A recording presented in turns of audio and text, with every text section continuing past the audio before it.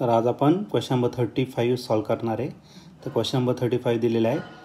In the case of conical pendulum, if T is the tension in the string and theta is the semi-vertical angle of the cone, then component which provide necessary centripetal force is.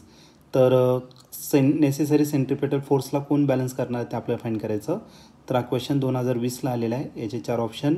First option T sine theta, second option T tan theta, third option T cos theta and last option T sine theta divided by 2.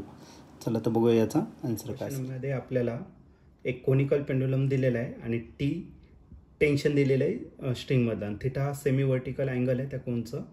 तर असं कोणतं component आहे जो centripetal फोर्सला या ठिकाणी काय करतोय, balance करतोय, ते आपल्याला या ठिकाणी सांगायचं आहे. ठीक आहे. तर सर्वात पहिले आपण काय करणार, तर एक कोनिकल पेंडुलम घेऊ. दिस इज रिजिड सपोर्ट आणि या ठिकाणी आपण एक स्ट्रिंग घेतली. त्या स्ट्रिंगच्या लोअर एंडला काय कनेक्ट केलं, तर बॉब कनेक्ट केलं. याच्यापासून तर या कोनिकल पेंडुलमचं जर डिस्टन्स घेतलं तर ते काय झालं, हाईट झालं. आता या बॉबला आपल्याला काय करायचं, रिव्हॉल्व करायचं. कोणत्या सर्कलमध्ये, हॉरिझॉन्टल सर्कल. आणि हा जो स्ट्रिंग आहे तो काय करणार, तर हा स्ट्रिंग डिस्क्राईब करणारे कोन आणि या कोन यालाच म्हटलं जातं आपण कोनिकल पेंडुलम. आणि या ठिकाणी हा बॉब या ठिकाणी येणार. इथला जो अँगल आहे तो अँगल किती असणार, तर थिटा. या थिटालाच म्हटलं जातं सेमी वर्टिकल अँगल.